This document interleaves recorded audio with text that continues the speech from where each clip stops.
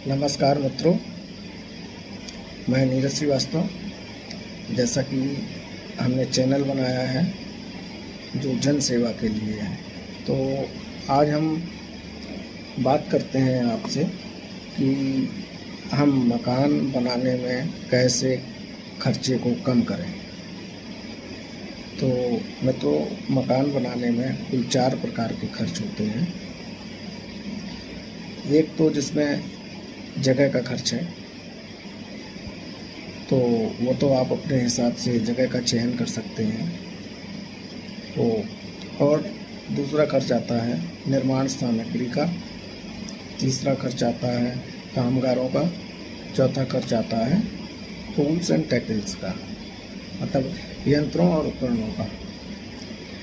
तो सबसे बड़ा इन 3 मदों में सबसे बड़ी मद होती है निर्माण सामग्री की, जो कि किसी भी निर्माण में लगभग 65% की हिस्सेदारी होती है।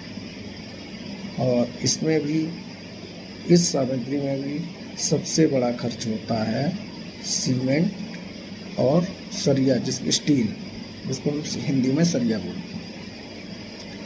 तो ना जानकारी होने की वजह से हम कभी कभी अनुचित खर्च भी करते हैं किसी निर्माण पर।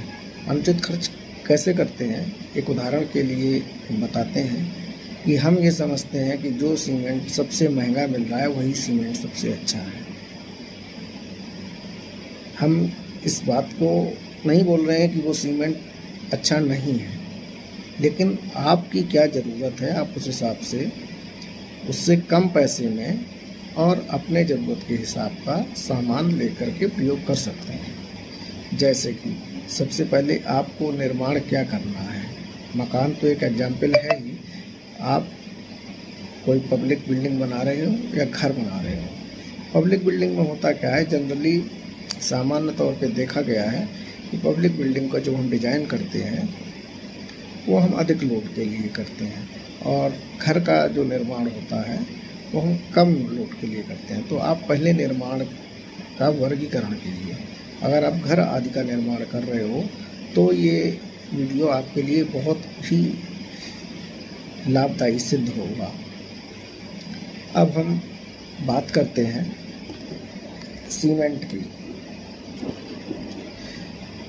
सीमेंट के बारे में, जैसे कि हमने आपको बताया कि ना जानकारी होने की वजह से हम लोग बहुत महंगे सीमेंट को ही ज़्यादा महत्ता देते हैं। अब मैं आपको कुछ क्षेत्रीय विधियां बता रहा हूं, जिससे कि आप सीमेंट को चेक करके और उनकी कीमत का तुलनात्मक अध्ययन करके अपने लिए उचित सीमेंट का चुनाव कर सकते हैं। जैसे कि सीमेंट कि किसी एक बोरी में हाथ डालने से आपको ठंडक का अनुभव होना चाहिए। कहीं ऐसा ना हो कि बोरी धूप में रखी हो और आप उसमें हाथ डाल करके बोलें।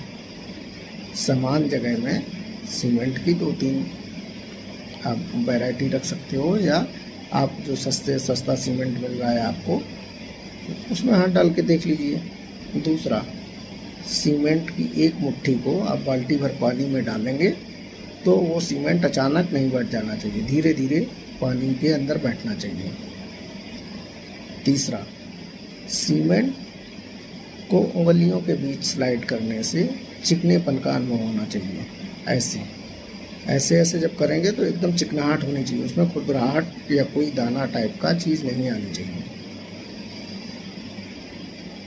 नंबर चौथा, आप सीमेंट की बोरी में कोई डेले नहीं होने चाहिए, और अगर डेले हैं भी तो हाथ से आसानी से ऐसे तोड़ने से टूट जाने चाहिए। ऐसा नहीं हो कि डेले एकदम मजबूत हो गए हैं और आपको हथौड़ी आदि से तोड़ने पड़ रहे हैं। और सबसे महत्वपूर्ण है कि सीमेंट जो है 1 साल से ज़्यादा पुराना नहीं होना चाहिए, क्योंकि होता क्या है, 1 साल से ज़्यादा पुराना सीमेंट होने से आप हर बोरी को तो चेक नहीं कर पाओगे। इस बात की जानकारी आपको सीमेंट के बैग पर मिल जाएगी। अब ये तो रही आपकी क्षेत्रीय विधियां बोल सकते हो, या आप सीमेंट बिना उपकरण, किसी उपकरण के सीमेंट को चेक करने के तरीके। अब सवाल उठता है, बाज़ार में दो तरीके के सीमेंट मुख्यतः उपलब्ध हैं, एक ओपीसी और एक पीपीसी। तो ओपीसी ऑर्डिनरी पोर्टलैंड सीमेंट है और पीपीसी पोज़ोलाना पोर्टलैंड सीमेंट है। सीमेंट में अगर हम 20% तक पोज़ोलानिक मटेरियल, मतलब आप बोल सकते हैं राख, चाहे वो फ्लाई ऐश हो या आपकी जली हुई राख हो, जली हुई राख को आप उतना फाइन्स मटेरियल आप छान नहीं पाएंगे, तो उसमें कोई कोयला चला जाएगा, कहीं कुछ चला जाएगा। इसलिए पीपीसी सीमेंट और ओपीसी के स्ट्रेंथ में कोई फ़र्क नहीं होता, बल्कि पीपीसी सीमेंट की स्ट्रेंथ ज़्यादा होती है, किंतु उसकी स्ट्रेंथ गेनिंग रेट है, मतलब ताकत ग्रहण करने की गति है, वो धीमी होती है। जैसे कि अगर हम मान लो 14 दिन में कोई फर्माबंदी हटाते हैं, जिसको हम शटरिंग बोलते हैं आम बोलचाल में, तो हम पीपीसी को हो सकता है 16 दिन 18 दिन रखें बस। लेकिन पीपीसी इतना रेट में आप कंपेयर कीजिए तो हमारे घर के लिए हमें पीपीसी ही ले लेना चाहिए। हाँ, कुछ जगहें ऐसी हैं कि जहाँ पे हमको जल्दी करना है या हमको फर्माबंदी का किराया बहुत ज़्यादा है, इस टाइप की जगह है, वहाँ ओपीसी। तो जनरली हम लिंटल वगैरह में ओपीसी का प्रयोग कर ले सकते हैं। जैसे स्लैब डालते हैं तो स्लैब के लिए हम ओपीसी डाल दें, कोई इशू नहीं है। लेकिन हम जनरली दीवार वगैरह ये सब की चिनाई वगैरह में, प्लास्टर में पीपीसी का प्रयोग करने से हमको कोई दिक्कत नहीं है, बल्कि फ़ायदा ही है, क्योंकि एक तो पैसे भी कम, दूसरा स्ट्रेंथ भी ज़्यादा। तो सीमेंट में हमको पीपीसी ही प्रेफर करना चाहिए, और अलग अलग ब्रांड के अलग अलग रेट हैं, जिसका कि मैंने आपको बता ही दिया है कि आपको ये 4-5 क्वालिटी किसी भी ब्रांड में मिले। भाई हम मटेरियल के लिए पैसा दे रहे हैं, ब्रांड के लिए थोड़ी पैसा दे रहे हैं।